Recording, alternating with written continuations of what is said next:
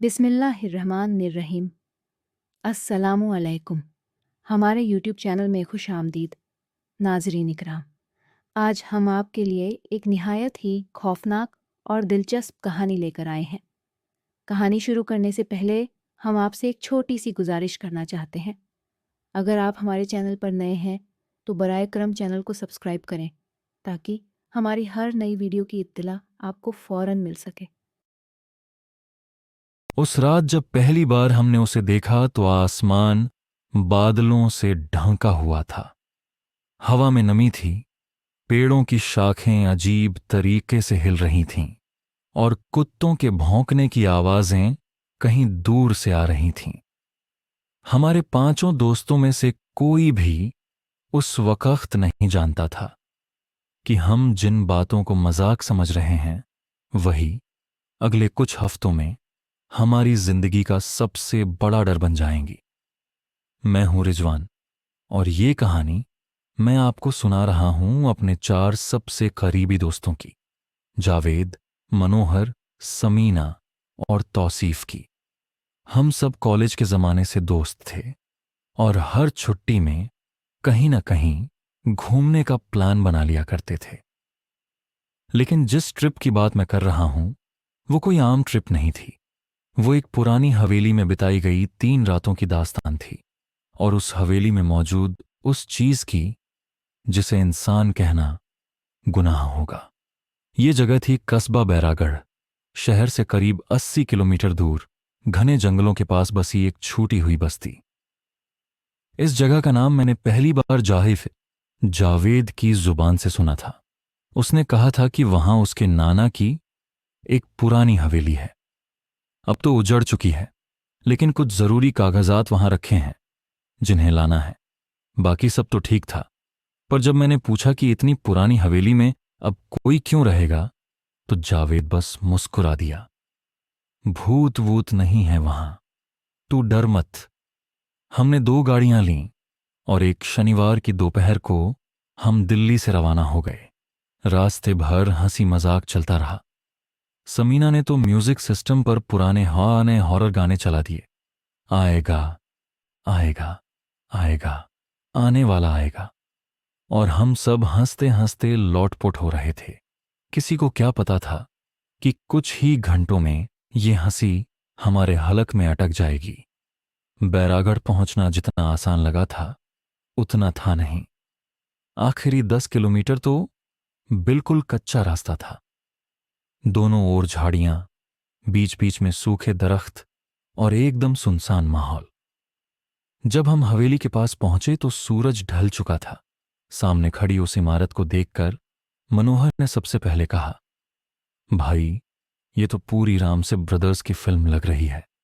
हवेली बहुत बड़ी नहीं थी, लेकिन उसकी दीवारों पर चढ़ी काई और टूटी खिड़कियां उसे और डरावना बना रही थीं। दरवाजा लकड़ी का था और इतनी जंग लगी थी कुंडी पर कि उसे खोलते वक्त अजीब सी चरमराहट हुई। अंदर घुसते ही एक ठंडी हवा का झोंका हम सबके रोंगटे खड़े कर गया। हवेली के अंदर अंधेरा था। हमारी टॉर्चों की रोशनी में हमें दिखा धूल से भरे फर्श, दीवारों पर झूलते जाले और कोनों में बिखरी पुरानी चीजें। जावेद ने बताया कि ऊपर वाली मंजिल पर कुछ पुराने संदूक रखे हैं जिनमें दस्तावेज हो सकते हैं। हमने तय किया कि रात यहीं बिताई जाए और सुबह होते ही काम निपटाकर निकलें। हमने नीचे वाले कमरे में अपनी चादरें बिछाईं। तौसीफ चाय बनाने लग गया और समीना मोबाइल से रिकॉर्डिंग करने लगी।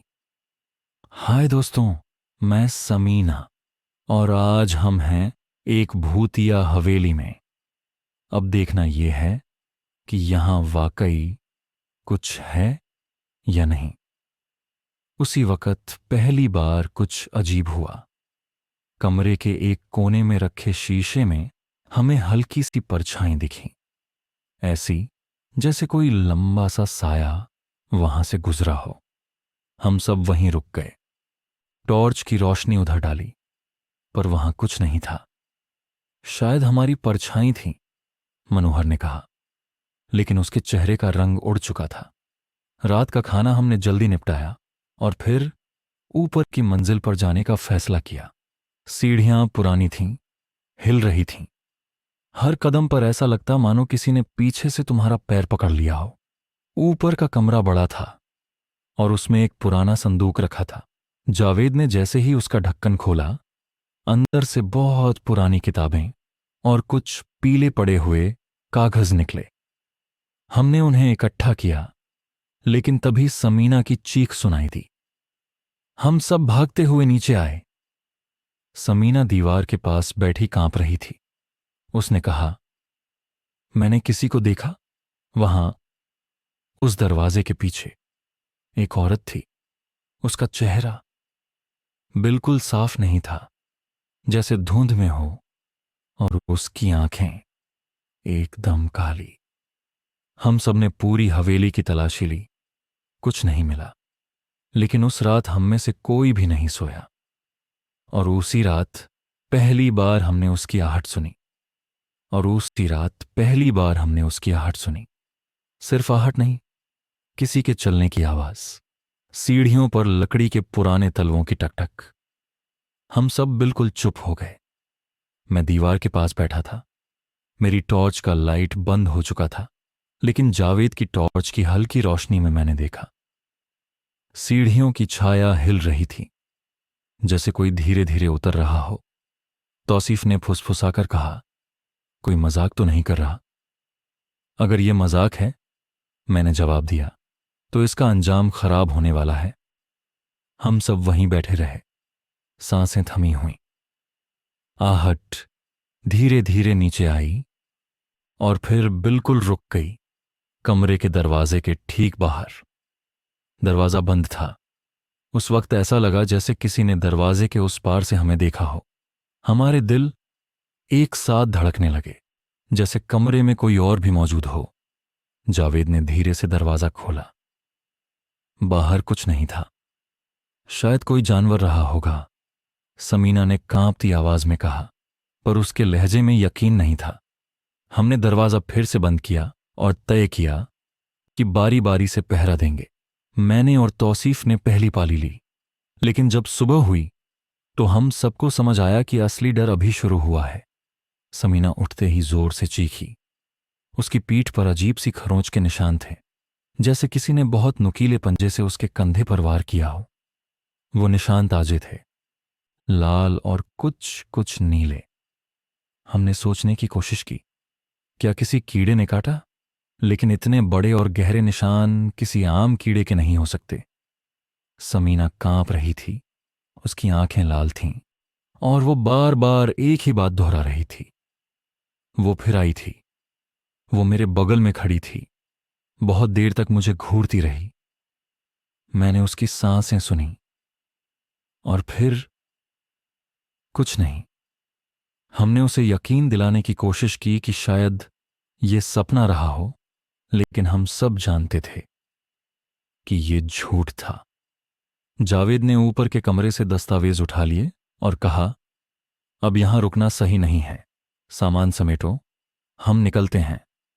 पर तब एक और अजीब बात हुई। हवेली का दरवाजा अंदर से बंद था और उसकी कुंडी अपने आप भीतर आ गई थी। वो कुंडी इतनी झंग लगी थी कि उसे जोर लगाकर भी नहीं खोला जा सकता था, और किसी ने उसे बाहर से नहीं, अंदर से बंद किया था। हम सब अब घबरा गए थे। मोबाइल नेटवर्क चला गया था और रेडियो भी सिर्फ अजीब सी स्टैटिक आवाजें दे रहा था। तीसरी रात को हमने फैसला किया कि सब एक ही कमरे में रहेंगे, लेकिन उस रात वो हमारे बीच थी। समीना के शरीर में कुछ अजीब हो रहा था। उसकी आंखें सफेद हो गई थीं और वो एकदम शांत थी। वो जमीन पर बैठी, दीवार की तरफ मुंह किए कुछ बड़बड़ा रही थी। वो आई थी। वो मेरा नाम जानती है। वो कहती है कि मैं उसकी हूं। उसकी आवाज बदल गई थी, जैसे कोई और बोल रहा हो।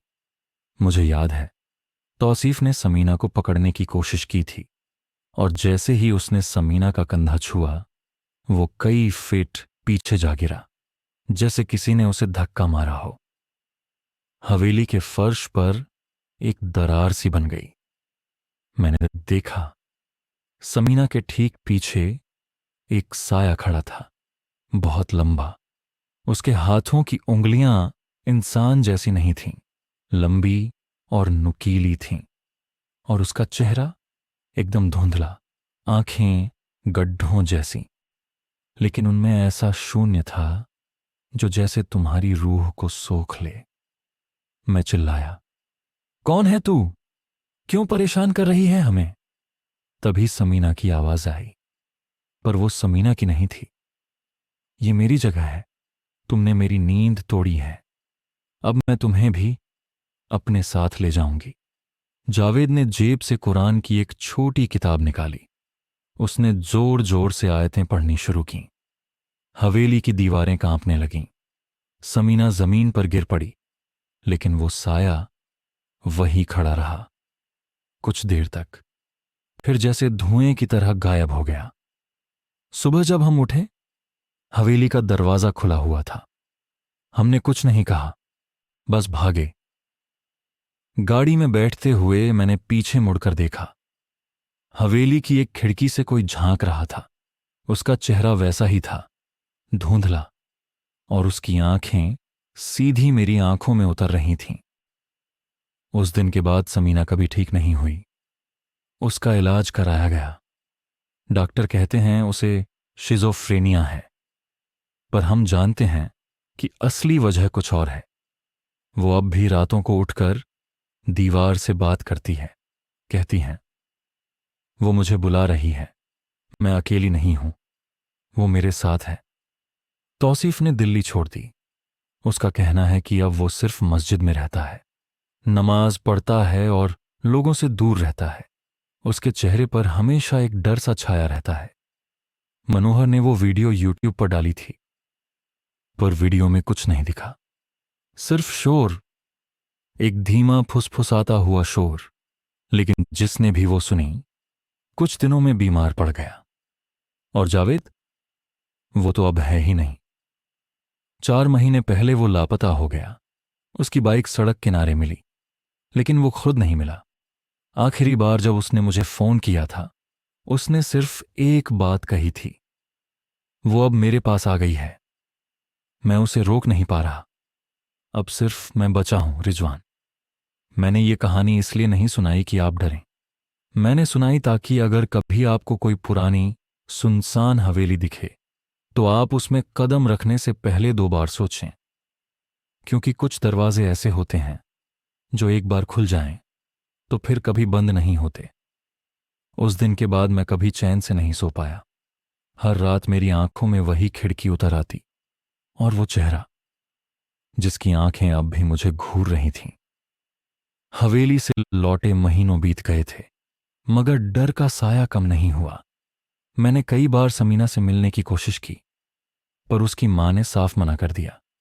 कहती हैं वो अब किसी से नहीं मिलती। तौसीफ मस्जिद में घुटनों के बल बैठा रहता है, और मनोहर, वो तो शहर ही छोड़ गया। मैं अकेला था, लेकिन अकेला कब तक। एक रात दिसंबर की कड़कड़ाती सर्दी थी। मेरी खिड़की अपने आप खुली। हवा नहीं थी, फिर भी वो धीरे धीरे कर्कश आवाज के साथ खुली। मैं जाग गया। कमरे में अंधेरा था, बस बाहर स्ट्रीट लाइट की हल्की रोशनी थी। मैंने खिड़की की तरफ देखा। वहां कोई खड़ा था। साया नहीं, शक्ल नहीं, सिर्फ एक गाढ़ी परछाई जो भीतर नहीं आ रही थी, लेकिन मेरी ओर झुकी हुई थी, जैसे मुझे पहचान रही हो। मेरे मुंह से आवाज नहीं निकली। मैं जम गया। वो परछाई कुछ देर वही रही, फिर धीरे से पीछे हट गई। मैंने झपट कर खिड़की बंद की। तब पहली बार मेरे मन में ख्याल आया, क्या वो अब मेरे साथ है? अगले ही दिन मैंने अपना सामान बांधा और शहर छोड़ दिया। एक दोस्त का फार्म हाउस था, दूर एक वीरान से गांव के पास। मैंने वहीं रुकने का तय किया। सोचा शायद अकेलेपन में सुकून मिलेगा, पर मैंने ये नहीं जाना था कि जिस चीज से मैं भाग रहा हूं वो अब मेरे अंदर है। पहली रात तो ठीक रही। दूसरी रात फार्म हाउस के पिछवाड़े से किसी के रोने की आवाज आई। औरत की आवाज थी, लंबी, कांपती हुई सिसकियां। मैं ठिठक गया। बाहर देखा, कुछ नहीं था। चारों ओर खेत, दूर जंगल की रेखा और एक टूटी सी कुठरियां। मैंने सोचा शायद किसी जानवर की आवाज रही होगी। तीसरी रात वो आवाज कमरे के अंदर से आई। अब मुझे यकीन हो गया था कि मैं इससे भाग नहीं सकता। मैंने किताबों में पढ़ा था, अगर किसी मखलूक की मौजूदगी ज्यादा वक्त तक इंसान के आसपास बनी रहे तो वो उसकी रूह में समा जाती है। वो फिर बाहर नहीं रहती, वो अंदर हो जाती है। मेरे साथ यही हो रहा था। रात को सपनों में मैं हवेली के अंदर होता। वही लंबी सीढ़ियां, वही अंधेरा कमरा और वही संदूक जिसमें जावेद ने दस्तावेज निकाले थे। पर अब संदूक खुला नहीं मिलता।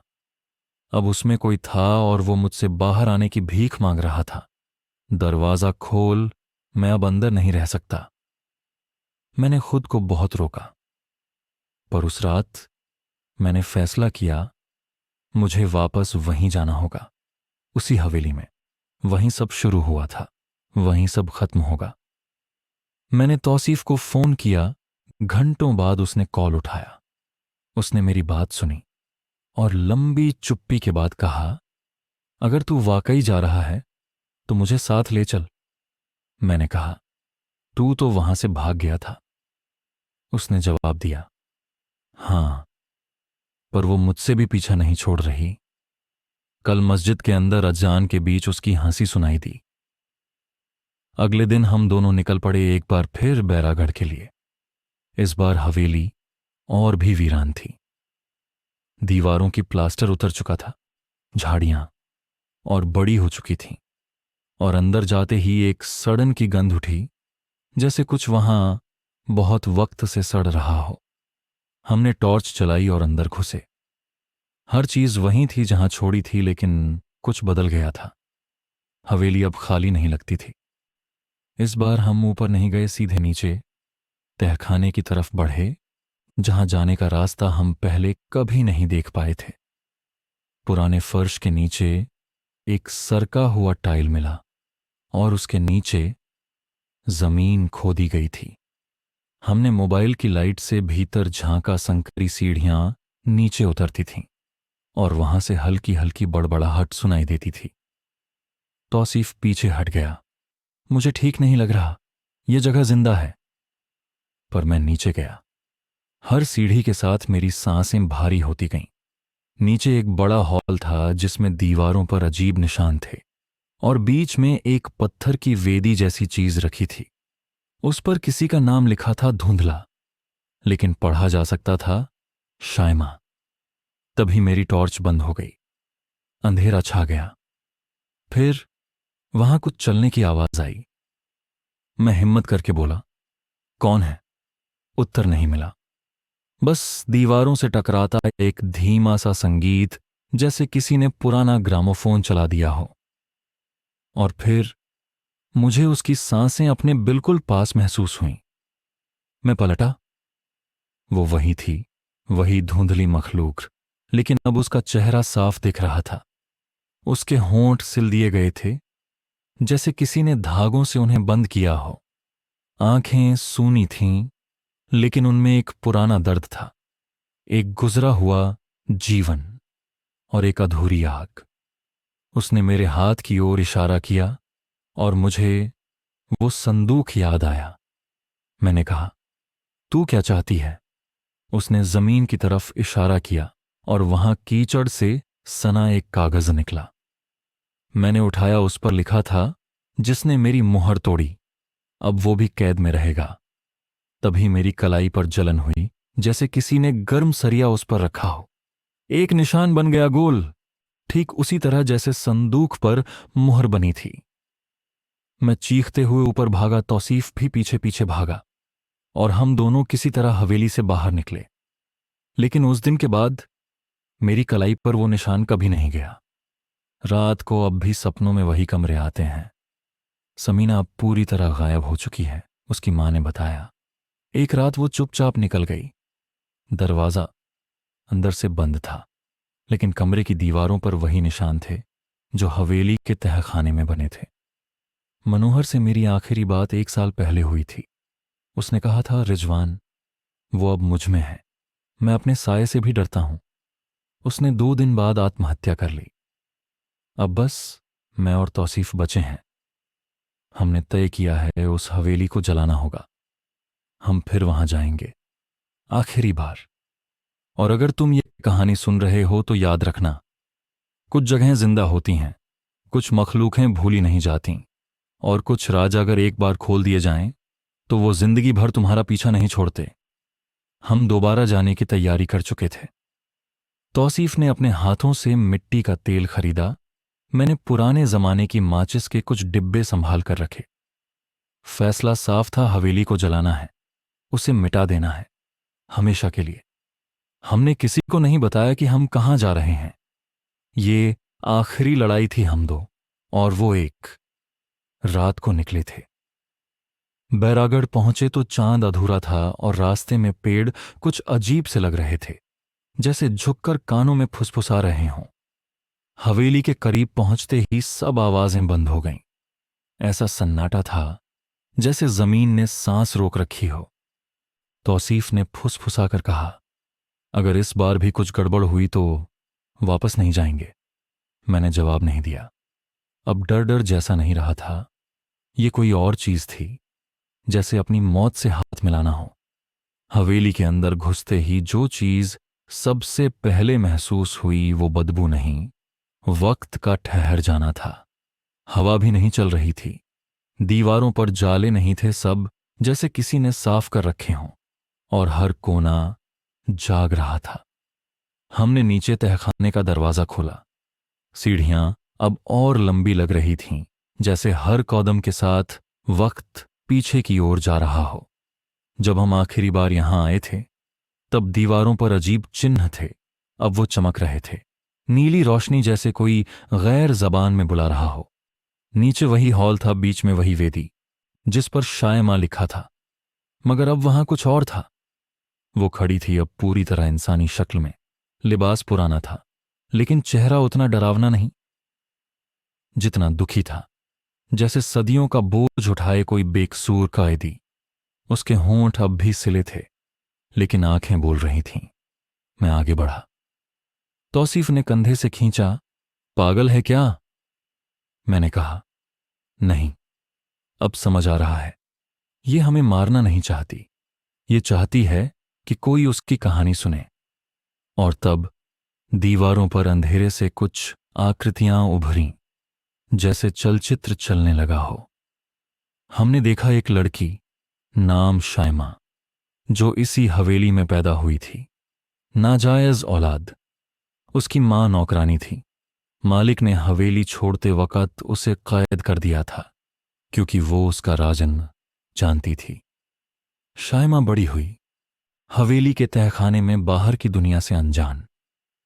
एक दिन उसने घर के नौकर से मोहब्बत कर ली। वो लड़का जावेद का बाप था, लेकिन हवेली के मालिक ने यह बर्दाश्त नहीं किया।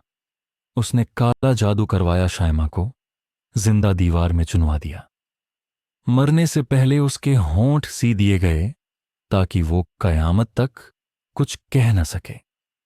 उसकी रूह वहीं रह गई, सदियों से इंतजार करती रही कि कोई उसकी बात सुने, कोई उसे आजाद करे। और जावेद, उसने उस संदूक को खोला जिसमें शायमा की हड्डियां रखी थीं, जिससे उसकी मुहर टूटी और वो रूह जाग गई। अब सब साफ था। हमने वेदी के पास जाकर मिट्टी हटा दी। अंदर एक छोटा सा कंकाल निकला जिस पर वही धागे बांधे थे, और उसी के पास एक पत्र जिसे किसी ने अपने खून से लिखा था। माफ करना बेटी, मुझे डर था। मैं खुद को बचा रहा था और तुझे मिटा दिया। तौसीफ फफक कर रो पड़ा। मैंने वो हड्डियां उठाईं और वेदी के बीच रख दीं। फिर हमने तेल डाला पूरे हॉल में, दीवारों पर, जमीन पर। जैसे ही हमने माचिस जलाई, शायमा की रूह ने पहली बार मुस्कुराया, और जैसे ही आग लगी पूरा तहखाना चीखों से भर गया। वो कोई एक आवाज नहीं थी, सैकड़ों थीं, जैसे वहां और भी कई थे जो अब आजाद हो रहे थे। हम दौड़कर ऊपर आए, हवेली जलने लगी, दीवारें गिरने लगीं, लकड़ी चटकने लगीं। पूरा इलाका रोशनी से भर गया, जैसे खुद आसमान भी गवाह हो। हम भागते हुए गाड़ी तक पहुंचे। पीछे मुड़कर देखा, हवेली की ऊंची दीवारें अब आग में जलती लपटों के बीच समा रही थीं। वो रूह अब आजाद थी। 3 महीने बाद मैं अब एक छोटे शहर में पढ़ाता हूं, बच्चों को कहानियां सुनाता हूं, लेकिन सच्चाई कभी नहीं बताता। बस इतना कहता हूं, कभी किसी हवेली में बंद दरवाजे को मत खोलना, कभी किसी संदूक पर लगी मुहर को मत तोड़ना। तौसीफ अब दिल्ली में है, बहुत बदल गया है। अब ज्यादा बोलता नहीं।